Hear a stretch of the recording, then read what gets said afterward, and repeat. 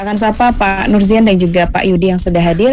Assalamualaikum warahmatullahi wabarakatuh, Pak Yudi dan juga Pak. Waalaikumsalam warahmatullahi wabarakatuh. Teh Nadila. Kabar baik Pak Yudi? Baik, alhamdulillah sehat walafiat. Baik. Allahu Akbar. Allahu Akbar. Kabar baik Pak Zian? Alhamdulillah.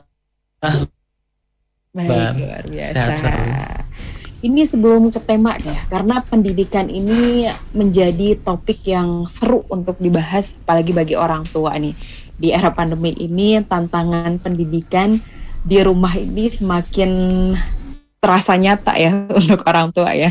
Karena biasanya yang berperan ini guru ya Pak ya. Kali ini bagaimana ternyata ketika pandemi ini betul-betul diberikan kesempatan orang tua ini untuk meramu pendidikan bagi anak-anaknya. Kalau tadi sudah disampaikan berkaitan dengan sekolah itkon, kemudian promo menarik yang bisa Anda raih kesempatannya di Sahabat MQ, apalagi sudah menjelang tahun ajaran baru nih. Anda yang masih bingung memilih kira-kira sekolah terbaik mana nih yang ingin Anda, putra-putri Anda belajar di sana Sahabat MQ. Nah, ini salah satunya bisa menjadi pilihan adalah Itkon Islamic School. Tapi kita juga penasaran nih, bagaimana tentunya ada yang namanya tantangan pendidikan di abad 21 ini dan bagaimana nih Itkon Islamic School menyikapinya. Kita akan sapa Pak Yudi yang sepertinya sudah greget ingin menyampaikan ya. Ini Pak Yudi. Ini tentunya menjadi tantangan baru berkaitan dengan pendidikan di era sekarang ini, apalagi yang namanya pandemi ini ya Pak ya, sungguh terasa di bidang pendidikan. Ini perlu banyak penyesuaian dan lain sebagainya. Nah, tapi sebelum situ, apa sih Pak sebetulnya yang menjadi masalah dan tantangan pendidikan di saat ini? Teh, boleh nggak saya cerita dulu tentang itkonnya ya? Boleh. Baik. Bismillahirrahmanirrahim. Assalamualaikum warahmatullahi wabarakatuh. Terima kasih Teh Nadila diberi kesempatan yang tetap Saudi MKFM. Jadi kalau diceritakan Teh, sebenarnya Yayasan Pendidikan Itkon ini sudah berdiri sejak lama. Nah, cuman tidak kayak Nyonya Menir ya Teh ya. Berdiri ya. Awalnya itu Yayasan Satya Bakti Pertiwi. Nah, cikal bakalnya Teh tahun 90-an. Jadi ceritanya kami itu primus, pria musola, aktif di Masjid Agung. Dan tahun kami sangat konsen juga Teh tentang organisasi, lagi maraknya nih Teh perkembangan Islam terutama di Kota Bandung. Maka saya ingat Teh tahun 92-an kalau saya mau mengundang AA ke sekolah itu ngebonceng pakai motor Teh, Masya Allah. BT itu dulu masih pinggir jalan kecil banget, pengajian aja di situ Teh.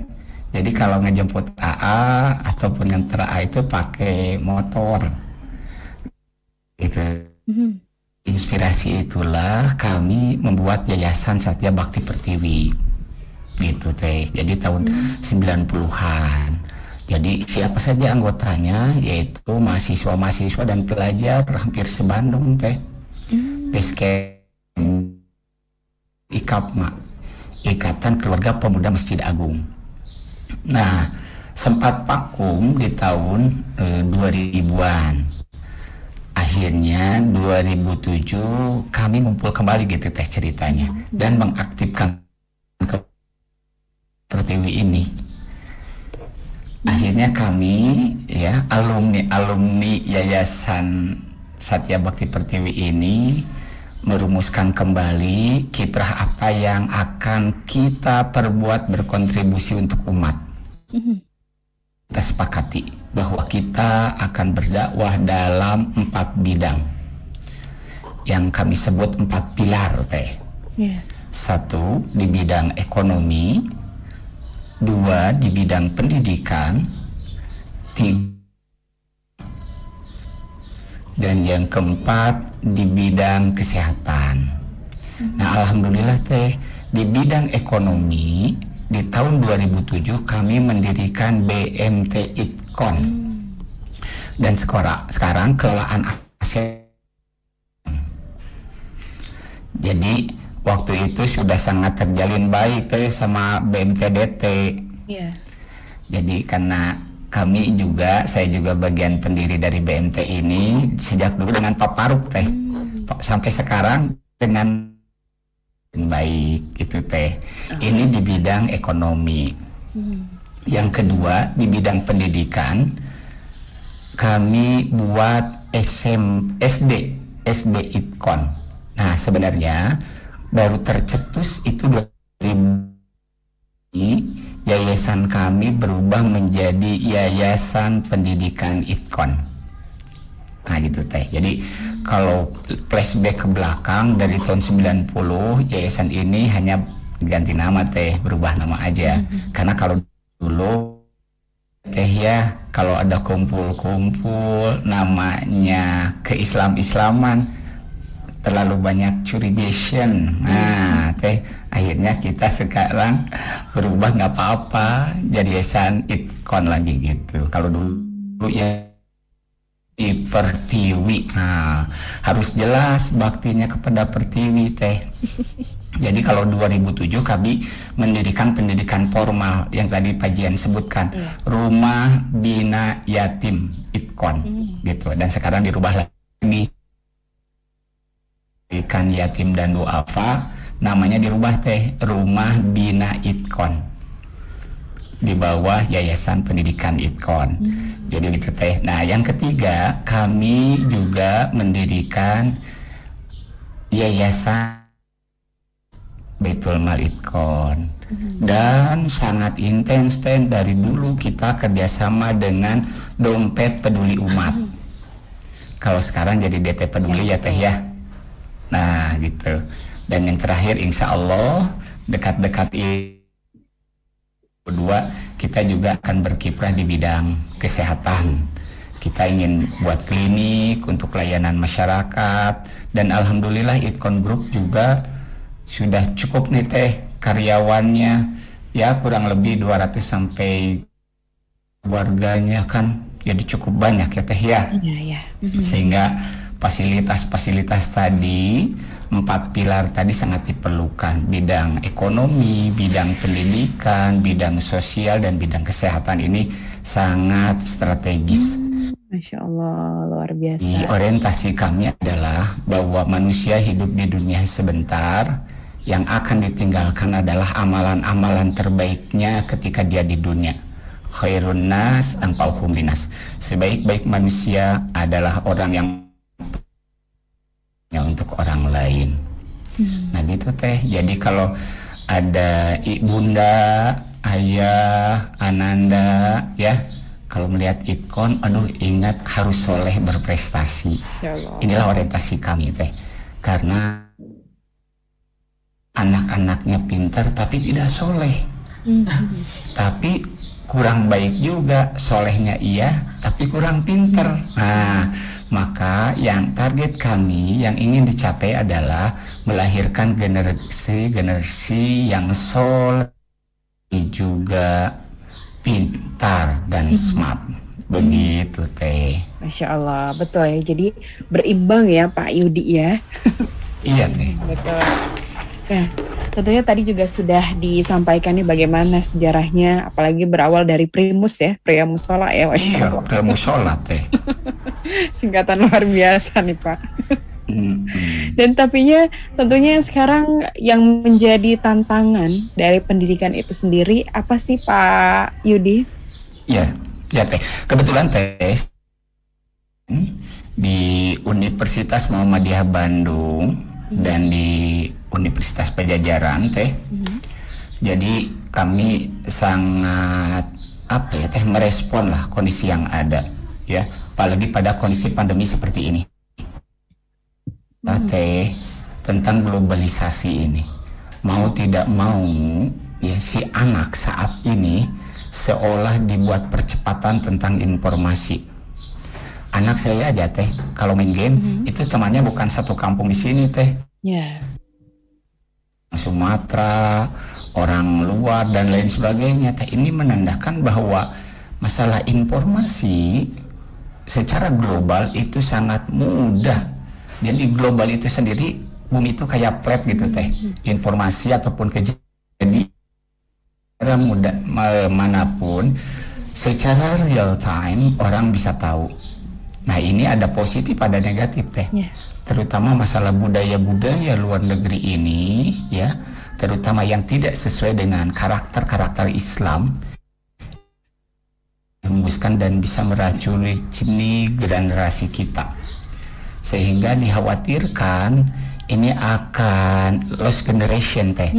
Jadi seharusnya bahwa Indonesia ini memiliki keunggulan demografi 2030-2040, dikhawatirkan ini akan kehilangan yang diharapkan karena generasinya teh generasi yang terlalu banyak kepada gamer teh, budaya-budaya K-popnya semakin merajalela, terus terlarang, narkoba, pergaulan bebas, ini yang sangat kami khawatirkan teh. Ini dari globalisasi. Yang kedua, keberpihakan kita kepada para siswa dan anak-anak. 1 tahun ini lost juga teh pembelajaran, karena nanti ketika masuk insya Allah di bulan Juli itu tahun ajaran baru, anak-anak itu seperti awal lagi teh di dunia pendidikan. Iya teh. Nah, ini yang kami wanti-wanti adalah perkembangan ICT, Information Communication Technology. Ini sangat luar biasa teh, digitalisasi ini. Bahkan kalau saya katakan menjadi Tuhan baru teh. Coba. Ya. Nah, sholatna tanggung mah lagi main game, lagi nonton YouTube dan lain sebagainya. Ini efek dari teknologi yang menurut saya dampak negatifnya. Nah, inilah tantangan-tantangan pendidik. Apalagi saat ini perlu diantisipasi. Maka Yayasan Pendidikan ITKON berusaha untuk mengantisipasi kondisi seperti ini. Yang pertama adalah kita siapkan guru-guru yang yang baik. Satu, dari karakter. Jadi kami menginginkan karakter guru-guru ataupun semua itkoner gitu ya teh mempunyai moralitas yang menjunjung nilai-nilai integritas. Apa itu integritas? Akan sesuai dengan nilai-nilai dan prinsip-prinsip yang baik. Literasi tentang finansial, digital, sains, dan yang jangan sampai dilupakan adalah tentang keluarga budayaan Indonesia. Biar nggak dicap radikal teh. Nah gitu ya.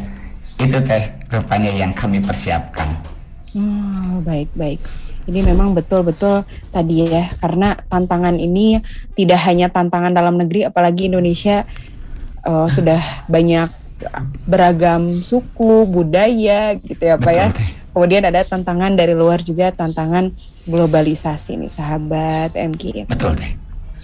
Dan kalau tadi sudah disampaikan ya, dan bagaimana Yayasan Pendidikan ITKON itu menjawab permasalahan tantangan tersebut.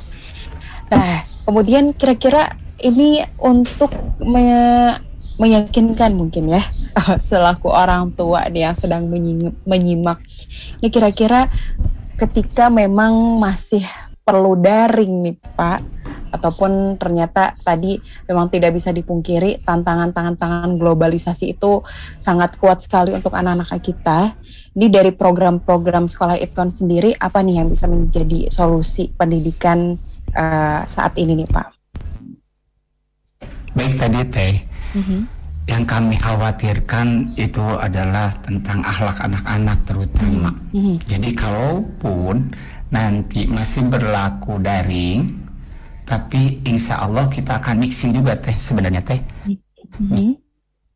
Dan visiting dari guru ke anak-anak, atau mereka diundang juga teh ke sekolah, tapi modelnya bergantian atau giliran. Jadi insya Allah teh gitu, Teh. di protokol kesehatan bahkan untuk di kota Bandung ini mungkin kita jadi trendsetternya teh, video-video kami selalu diputar ya di Disney gitu, jadi sampel. Dan kemarin kita juga mengundang pihak Bandung tentang peningkatan kualitas para pendidik dan tenaga kependidikan di Yayasan Pendidikan ITKON. Jadi narasumbernya dari pihak dinas pengawas pendidik dan guru-guru Kota Bandung teh. Dan alhamdulillah teh ketika melihat lingkungan dan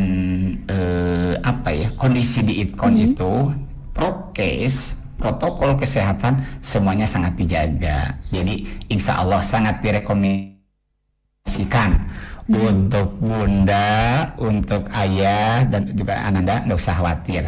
Boleh teh. Jadi kalau cari sekolah jangan coba-coba, sudah daftar ke ITKON, lihat lingkungannya. Kurang puas, lihat webnya. Baik. Sendiri ke sini teh ya. Insya Allah kami akan menerima dengan senang hati. Baik. Gitu teh. Berarti dibuka untuk visitasi ya bagi calon Oh iya teh. orang tua murid ya. Silakan teh. Selama protokol kesehatannya tetap dijaga teh. Baik itu dia sahabat MK. Jadi jangan coba-coba. Yang penasaran, lebih penasaran nih berkaitan dengan kira-kira nanti pembelajarannya seperti apa, kemudian berkaitan dengan ITKON Islamic School itu sendiri, atau berkaitan dengan tantangan pendidikan era saat ini, sahabat MK, Anda ingin bergabung, bertanya di kesempatan pagi hari ini, boleh Anda sampaikan di 0811-224-1027. Jangan lupa untuk sertakan nama, usia, alamat, serta interaksi Anda.